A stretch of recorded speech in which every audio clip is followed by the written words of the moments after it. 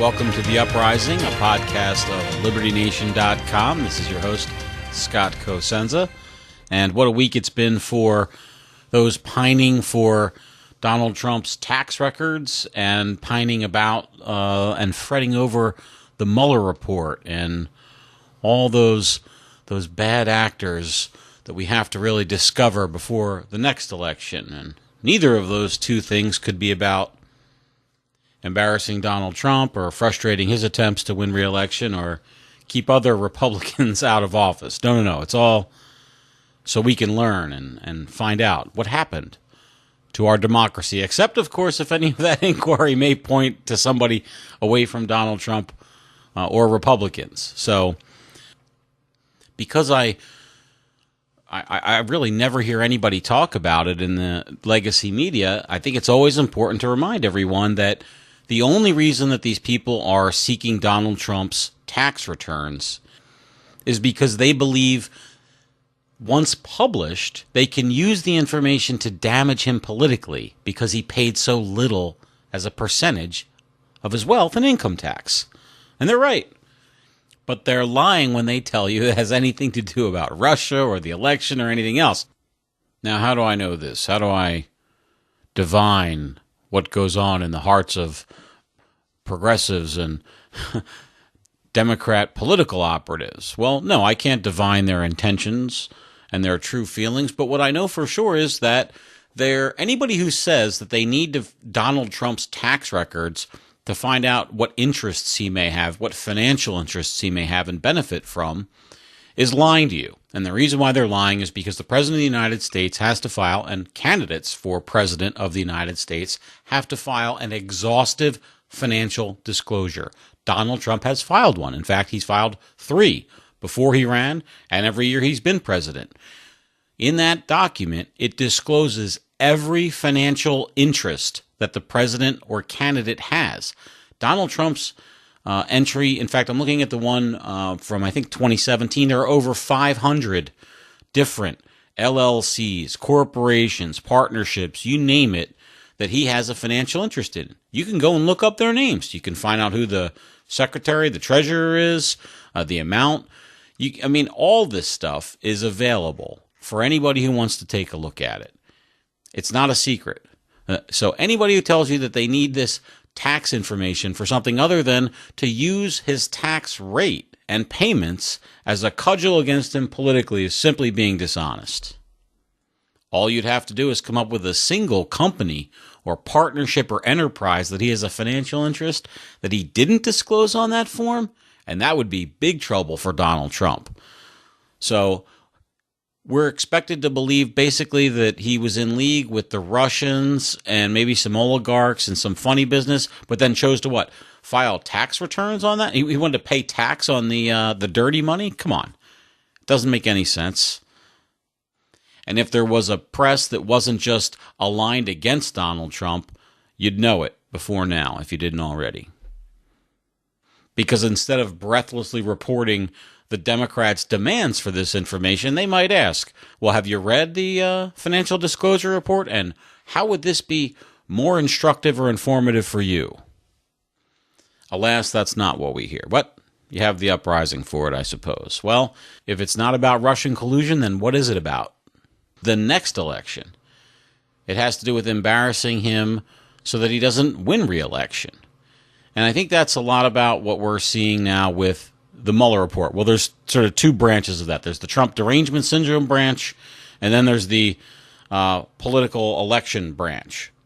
How I think that breaks out is there's a certain universe of people who really did think that there was going to be some evidence of Donald Trump being a Russian asset or spy. The sort of, maybe Rachel Maddows of the world, or certainly the people that were glued to her program that have now abandoned it. And they are convinced that because they're convinced, just like the divinity of their God, that Donald Trump was a Russian colluder, that it is a Russian agent or Russian asset. And no matter what you tell them, they're never going to believe otherwise. So if you tell them that the summary says that he isn't or shows that he isn't, well, then it must be buried in the details.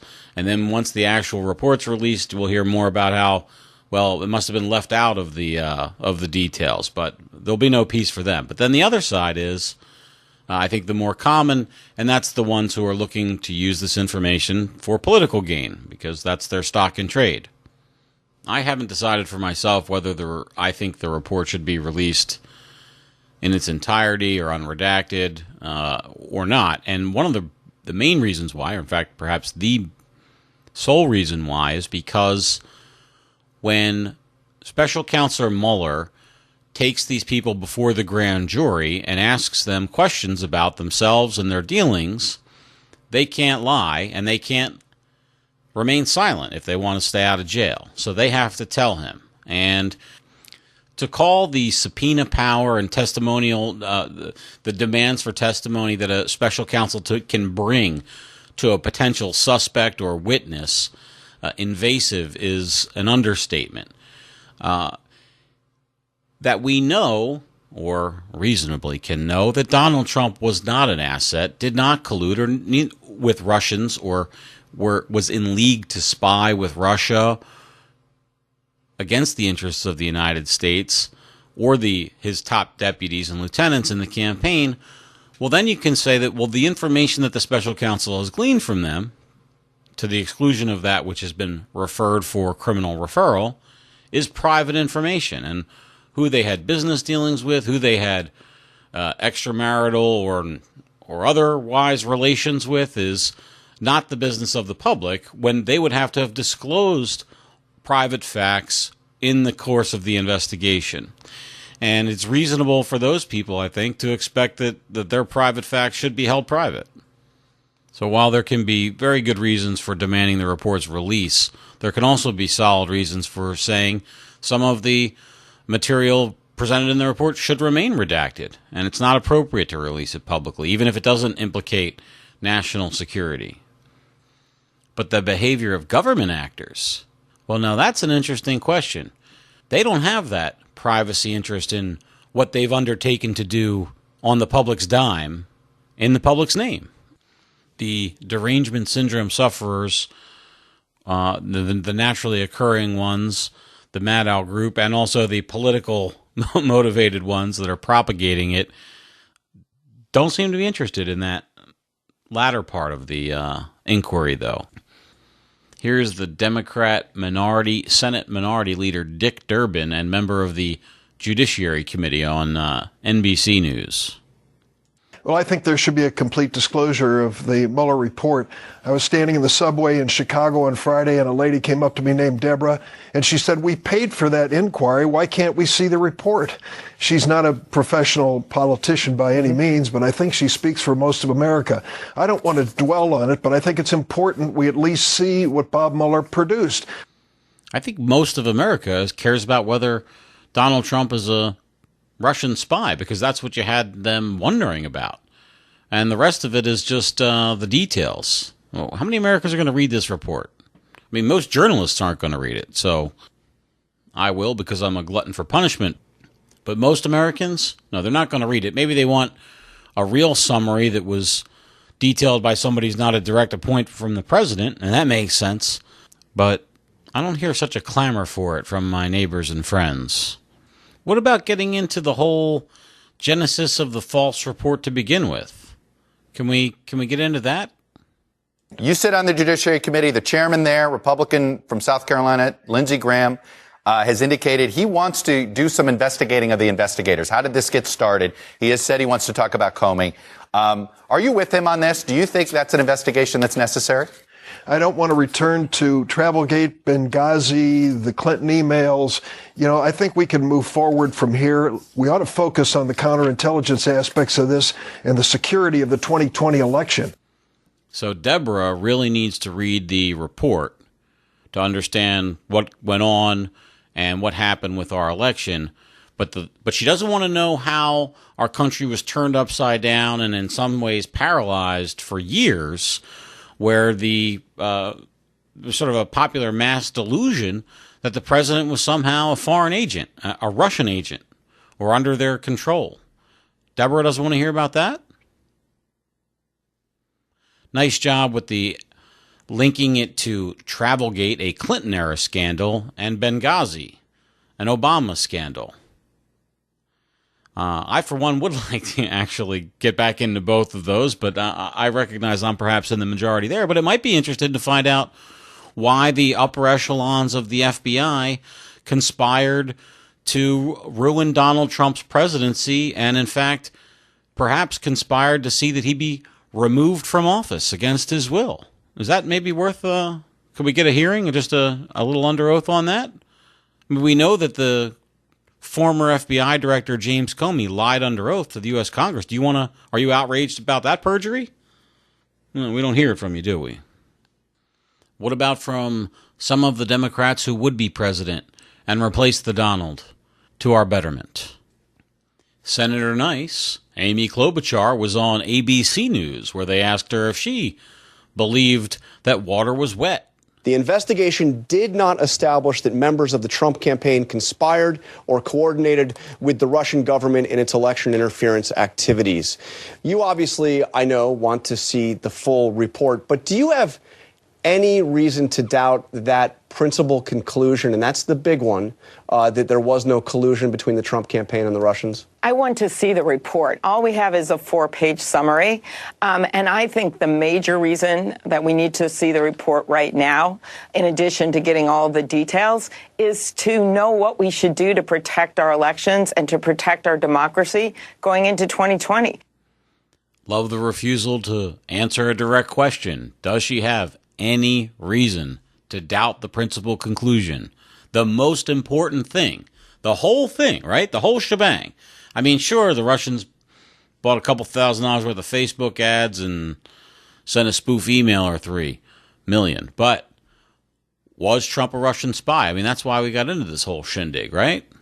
Certainly much more to learn, but we do know directly from Mueller, I mean, his words quoted exactly that he found no evidence of a conspiracy between members of the campaign or the president and the Russian government. I'm just asking, do you accept that conclusion? Fully understanding you want to see much more, but do you accept that conclusion from the special counsel? Jonathan, I am a former prosecutor, and I believe in looking at evidence. I don't have the report. I think it is important that the Justice Department announce that they're going to give us the report, and then I can make that assessment myself. But I think the main thing here is the public wants to see the report. 420 members of the House of Representatives unanimously voted that they want to see the report. So then let's see the report. When the report that she reads accurately states the quoted text that Barr released in his letter, that Mueller himself says there's no Russian collusion with Trump or his people and the Russian government, is she then going to demand the actual evidence in terms of what, grand jury transcripts? Is she going to demand bank account statements? I mean, the report is the report. Barr quotes from the report for the key part, the only part that matters. Not good enough for her, except that she is a former prosecutor, and I think we all know that she knows there's no Russian collusion. But because she's running for president and can fundraise off it, and because of the progressives and the moonbats who are totally bought into it, the Rachel Maddow holdouts, well, she can't say no or she agrees that there's no collusion, because then those people will think that she's just one of them, quote unquote. No, she has to maintain this idea that there could be some collusion out there, and we have to get the report. And of course, the best thing for them would be to never get the report and to always just ask for it, because then the reality of the no collusion never has to sink in. So it's like the tax returns. They're always just out there. You can always go back to raise money off them or deflect or attack on that point. It's like a nice security blanket.